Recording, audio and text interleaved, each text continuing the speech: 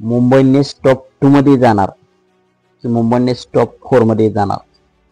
मुंबई इंडियन्सच्या टॉप 2 आणि टॉप 4 चे संपूर्ण समीकरण आपण या व्हिडिओमध्ये जाणून घेणार आहोत. तर मित्रांनो, मी आहे सोमनाथ सरगर. आपण पाहत आहात क्रिकेट मराठी. मित्रांनो, या चॅनलवरती आपण क्रिकेटच्या मराठीतून अपडेट्स पाहत असतो. तर आपण चॅनलवरती नवीन असाल तर आमचा यूट्यूब चॅनल सबस्क्राईब करा. तर मित्रांनो, मुंबई इंडियन्सचे 12 सामने झाले आहेत. 12 सामन्यापैकी 7 सामन्यांमध्ये विजय आणि 5 सामन्यांमध्ये त्यांचा पराभव झालेला आहे आणि त्यांचे 14 पॉईंट आहेत. तर मुंबई इंडियन्सचे सामने अजून शिल्लक आहेत 2. मुंबई इंडियन्सचा आता पहिला सामना 21 मे रोजी मुंबई इंडियन्स विरुद्ध दिल्ली कॅपिटल्स यांच्यामध्ये होणार आहे आणि 26 मेला मुंबई इंडियन्स विरुद्ध पंजाब किंग्स या दोन्ही टीमांच्या मध्ये सामना होणार आहे. टॉप 2 च्या टॉप 4 च्या दृष्टीने हे दोन्ही सामने मुंबई इंडियन्सला जिंकावे लागतील. हे दोन्ही सामने मुंबई इंडियन्सने जिंकले तर मुंबई इंडियन्स आपोआप टॉप 4 मध्ये तर प्रवेश करू शकते. परंतु टॉप 2 ला मुंबई इंडियन्सला कोण हरावे लागेल आणि कोण जिंकावे लागेल, इतर टीमांचे समीकरण मुंबई इंडियन्सला पाहावे लागेल.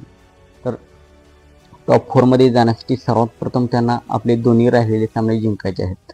टॉप 2 मध्येही जाण्यासाठी त्यांना सामने जिंकायचे आहेत आणि ही आशा करावी लागेल. पंजाब किंग्स विरुद्ध त्यांचा एक सामना आहे. पंजाब किंग्स विरुद्ध त्यांना जिंकावे लागेल आणि पंजाब विरुद्ध दिल्ली हा एक सामना आहे. यामध्ये पंजाबला दिल्लीने पराभूत करावे लागेल. तर मुंबईचे टॉप 2 चे समीकरण असणार आहे.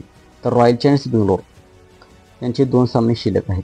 ते 23 मे रोजी हैदराबाद विरुद्ध आणि 27 मे रोजी लखनौ विरुद्ध हे त्यांचे 2 सामने शिल्लक आहेत. पंजाब आणि रॉयल चॅलेंजर्स बेंगलोर त्यांचे राहिलेले दोन्ही सामने ते पराभूत व्हावे.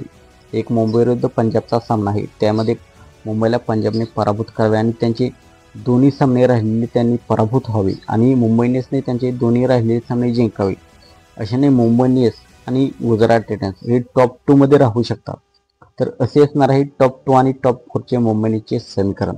तर सर्वात प्रथम मुंबई इंडियन्सला आपले दोन्ही राहिलेले सामने जिंकायचे आहेत.